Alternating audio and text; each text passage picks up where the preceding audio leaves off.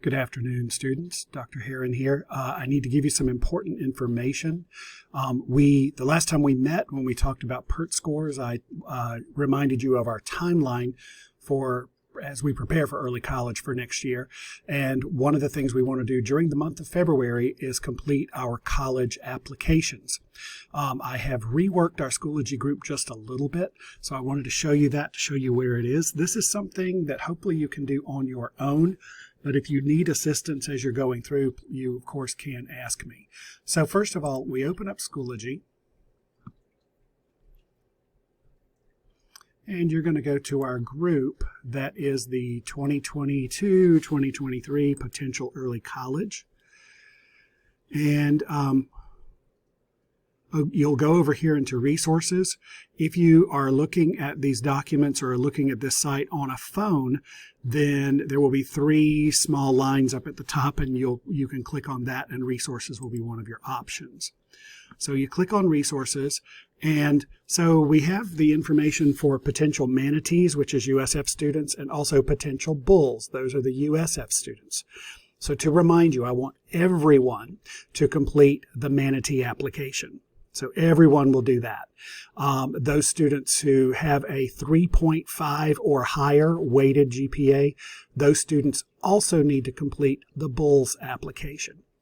And by the way, I want everyone who's in the group to do this, even if you don't have a qualifying score yet. So that if the application is done when we do get the score, then you can move right on to the next step. So we're going to look here because we're all going to be completing the SCF application. So you'll click here where it says Potential Manatees. And these are the documents that you have. The first one up there is the checklist. We'll take a look at that together. The next one is the Bayshore Dual Enrollment Agreement for SCF and USF. This is actually something that needs to be printed and signed and returned. I will be giving that to you later. So you don't need to worry about that, but you will be signing it very soon. I will probably send it out through your first period class, and then you will need to complete it and return it. Another form that needs to be signed and returned is the SCF Early College Approval Form. And actually, you know what? Let's take a look at those two forms while we're here. So the Dual Enrollment Agreement. This is a list of the rules that you must follow when you are taking early college courses. So I will try to paraphrase it as much as I can. Your student name is here. Your college ID, you will have that after you've completed the application, a few days after you've completed the application. But if you don't have the ID and I give you the form, you can go ahead and get it signed. You don't have to complete that part when you're turning in this form. So you're saying that you agree to do these things. You're taking responsible for meeting admission requirements and completing the process and meeting all deadlines. I will be reminding you of those deadlines, but it is your responsibility to follow through and do those things, take care of those things. Number two, you understand the college calendar is potentially different from the school district's calendar, and we cannot change that. There will be times, for example, this year, students who are at SCF have their spring break for SCF, and then the following week is the Bayshore SCF. Spring break for SCF is 1 week, and the week following it is the Bayshore spring break. So those students don't get a full spring break. They're going to be doing either SCF or Bayshore classes during that time. So just be aware of that. And then number three, once you're approved to take a course, you work with your counselor on course schedule each semester to ensure we're completing graduation requirements. I do meet with students on a regular basis so that you can make sure you're taking care of all of your requirements for graduation and working on your college degree completion, taking the correct courses toward that degree. We will be meeting each semester. I actually meet with students probably 4 times a semester. Number four, you're responsible for verifying college course prerequisites and meeting with an advisor at the college if you're not sure.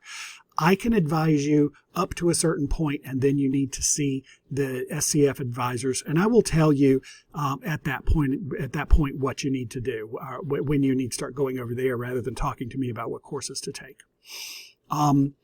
Number 5, once I'm enrolled and attending, I cannot withdraw until the semester is complete, nor will I drop or add courses without approval of my counselor. So all these approvals or any potential changes need to go through me. You must maintain a full-time schedule if you're enrolled part-time at the college. If you withdraw from a course after the drop-add date, you are ineligible for dual enrollment the following term. There's 1 week at the beginning of the semester when changes can be made. After that, it is a withdrawal, and you would be out for a semester if you leave a class after those 5 days. You are classified as a student with Manatee County and participate in all events, including graduation. You're classified as a non-degree seeking college student, and the course grades you earn count for high school and college credit and will be on both transcripts. Number 8, if you earn a W, for USF a C- or a D or an F for either school, for any course you're ineligible for all programs the following term. Number 9, grading policies are determined by the college, and you must refer to the course syllabus for each course for grading information. If you cannot find that information, I can look for it with you, but you are responsible for that. That is information given to you by the college. Number 10, all courses and grades appear on your high school and college transcripts. Grades at both schools will be factored into cumulative GPA, which is used to determine class rank, eligibility for Bright Futures and other scholarships, and future college admissions. If I earn below a C in any dual enrollment course, it is important to discuss the possibility of grade forgiveness with my school counselor, as this may negatively affect college acceptances. We always want to shoot for A's and B's in our college courses. Anything below a C, we would certainly need to discuss that. And as it says earlier, you would be out of early college for 1 semester if you finish with a D or an F. Number 11, you've read and agreed to the School District of Manatee County dual enrollment textbook procedure. That is going to be something else that you sign later when you're requesting books, and you agree to comply with those guidelines. But there are no charge to you for tuition or books. Other materials, for example, if you take an art class that requires you to have clay or paints or anything like that, you do have to pay for that. Or if you need a lab coat, you would need to pay for that. But as far as just general books and tuition, there is no charge. So you've read and agreed to the criteria above. You understand that failure to meet any of the above criteria may render you ineligible for participation in the dual enrollment program. And you have to sign it and date it and put your email address and your cell number, and your parents need to do the same. Okay, so I will be sending this to you. You don't need to worry about it now. I will send it to you probably next week so you can take it home and get it signed by your parents. The next form down here is the SCF approval form, and there are just certain sections of it that need to be completed. You would complete this section that says to be completed by student. After you have completed the SCF application, you will be given what's called a GU number or a G number, and it's G00 followed by 6 numbers. So you would write those 6 numbers in your high school, student name, date of birth, graduation month and year. And by the way, on both applications, this is the approval form, but on the applications, it's going to ask for your graduation date, and you just put May of whatever year you're going to graduate. Please be careful that you don't put the month you were born, or the year you were born, or the current year, because then they will think that you are not eligible. You must list the year you're going to graduate, okay? Your email address, mailing address, and then we will work together to complete this middle section. I am the high school liaison. And there are these statements here you need to read. You need to sign and date it. Your parents will need to sign and date it. And you return that. So you're going to fill out the top section to be completed by student and get the signatures and bring it back to me. So I will get those forms to you. Again, I'd say probably early to middle of next week so that you can get those back to me. All right. So now those are those 2 things, but then let me jump back up here. This is the dual enrollment checklist. And these are the steps you would take to apply to SCF. We'll look at the entire list, and then I will show you where you can click to move to the application. So Step 1 is determine eligibility. We've already done that. For some of you, we're working on the test score requirements, but we know that everyone has the GPA. Step 2 is completing the dual enrollment application, and that's what I'm going to show you in a few minutes that you need to do on your own, please. Step 3, submitting placement test results, and this is true for SCF and USF. Any PERT scores will be sent to the colleges by me. I will make sure, for SCF, I actually hand deliver them. For USF, I will submit them electronically. If you get a qualifying score through SAT or ACT, you must send that score directly from the College Board or from the ACT Corporation. Right there it shows SCF's school code for SAT and ACT. When you are meeting with Mr. Wilson, those of you who are taking the SAT on March 2nd, when you're meeting with Mr. Wilson to put in your demographic information, make sure you have those school code numbers with you so that you can enter that. And if you put that code in on your document when you're registering, that score will automatically go to SCF. If you forget to do this, then you will have to request that it be sent in, and it takes a little while for that to happen. The easiest way is just go ahead and send it off. If you are also applying to USF, and we talked about who is going to apply to which school or both schools, you will need to get their code as well, and those are different. I think they're on the USF sheet that is similar to this one that I'm showing you. This talks about taking PERT additional times. You have already taken the PERT for the number of times you can take for this school year, so you cannot do that again. If you, let's say perhaps you don't get the math score this year, but you get reading and writing, next year you can register to take the PERT, but you cannot do it. You're supposed to only do it no more than twice a year and no more than once per semester. So we've already used our PERT for the year. Number 4, complete the dual enrollment contract. This is a link that you follow, and it takes you to an area on the SCF webpage that you have to enter a little bit of information listed here. So you want to read this before you do that contract, but you're actually not going to do that until after you've done this application. So we're sort of, I'm looking at the whole process, and then I'm going to tell you what you would need to do right now. So the dual enrollment contract would be done, and then the dual enrollment agreement form, that is what I showed you just a few minutes ago. You print, sign, and return the dual enrollment agreement. I will provide that hard copy to you so you can get your parent's signature and your signature. Number 6, join a Schoology group. You're already there. That's where you're accessing this video from. Number 7, you will get an email from SCF that asks you to complete online orientation. It's a video. I think it's about 30 minutes, and then you have to take a quiz after. You cannot register for classes until you've done that. So when we get to that point, I'll remind you, make sure you're doing orientation. Research course selections. There is another document that I will show you later after we've got the application done and we're choosing classes. And then you register, and when you get materials for the course, then you have to fill out one more form that will let the school district know that you are taking classes, and they will do the research to see which books they need to get for you. Those are generally sent to me, and then I will have them in my office, and I'll let you know when you can come pick them up, and you also return those to me most of the time. Okay. We also have email addresses and the SCF academic advisors listed here. I'm not sure how accurate the SCF folks are, but because this was actually done last year.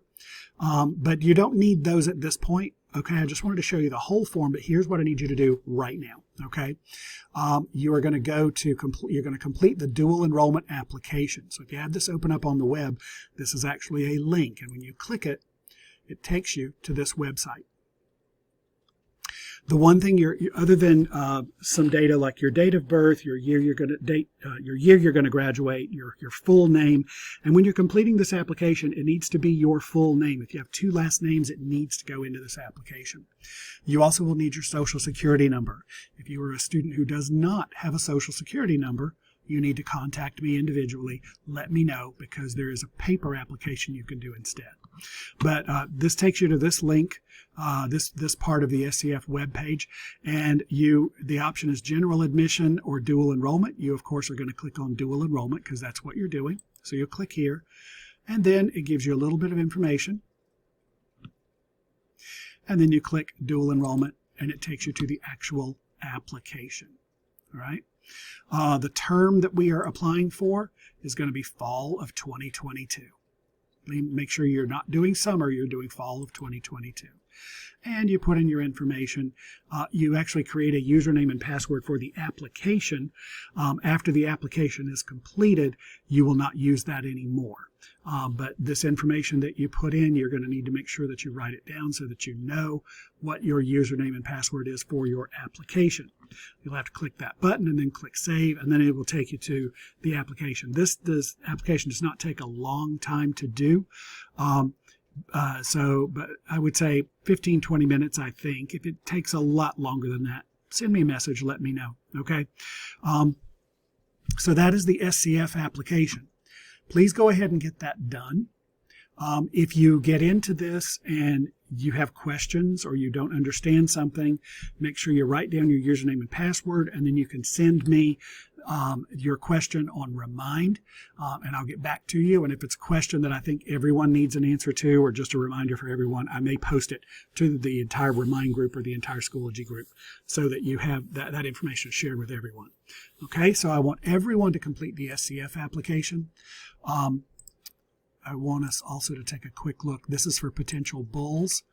Okay, notice that the dual enrollment agreement is the same. It's for USF and SCF. So if you're applying to both, you're only going to need to get this signed one time.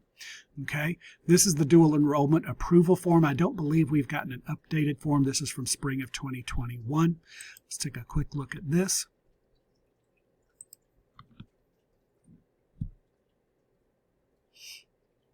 Okay. Now with USF, you have a U number, not a G number. Your net ID is something you create later. You will fill this part out at the top, and then your parents will initial to say you've completed these things, and then you sign and your parents sign, and then I will fill out this section 2. So you're going to go all the way down through this line, okay? This needs to be completed by you and or your parents, and then you bring it to me, and I will fill out the rest of this. Okay. And also this talks about which courses you're going to take. I will put that in. With USF, you don't actually register for courses. I will be the one to put that information in. All right. That being said, I'm not going to get this form out at the same time as the SCF forms. We will wait and see a little closer to the time because you don't have to worry about registering, so I'm not going to give that out to you earlier. That's probably not going to be sent out until March. You do not need to print this and complete it. Please wait until I print it and give it to you. Okay.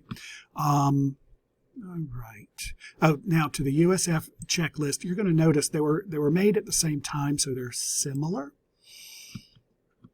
Some of the things are in a slightly different order. But just so that you see, determine eligibility. Again, you've got to have that 3.5 weighted GPA in order to be eligible for this. Test scores, again, I will send PERT scores to USF. You would need to send College Board or, SAT or ACT scores to USF, and they unfortunately did not include their code. But when you're registering online, you can select a code from a list. You put in USF and you would see the code there. Notice this is talking about their application. If you're one of those students with the 3.5 and you're going to go ahead and do this application, you will need your parents' driver's license. If your parents are registered to vote, you'll need their voter ID number, and you'll need the date that the parent started establishing legal Florida residence. So if they've lived here all their lives, you just need to know if they moved in recently, you'll need to know when they moved in. Please make sure you are completing the USF non-degree seeking application. And notice right next to that it says in bold print, do not pay the application fee. USF has kind of a glitch in their system. They're going to send you a bill for $30 even though you're applying for dual enrollment. So please ignore those letters, okay? and then you submit residency information, immunization records, and then you'll get an email that you will receive after your application's been processed, and please forward that to me, to Dr. Heron. The dual enrollment agreement, that's the form that I talked about.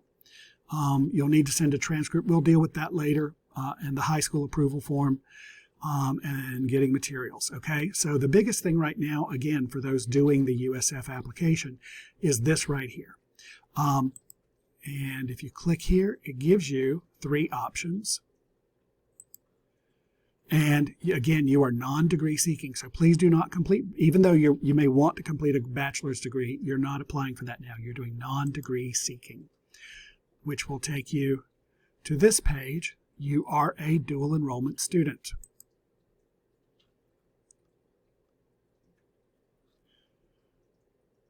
And then how to apply the application procedure, and then using the USF online application, non-degree. Okay, and this is where that begins. I will tell you that the USF application is a little more complicated than the SCF application. If you're going to be qualifying for both, go ahead and do SCF first and then work on this one. But just be aware the USF application is a little more complicated. All right, and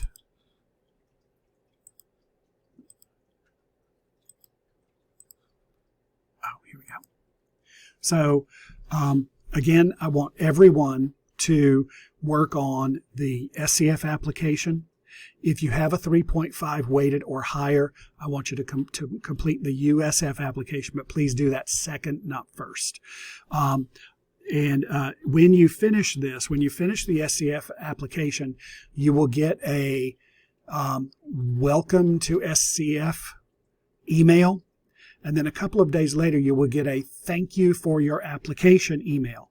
That has some information in it that I need. So please send it to me at heronp@manateeschools.net. I will post my email address in our Schoology group so that you can more easily remember that.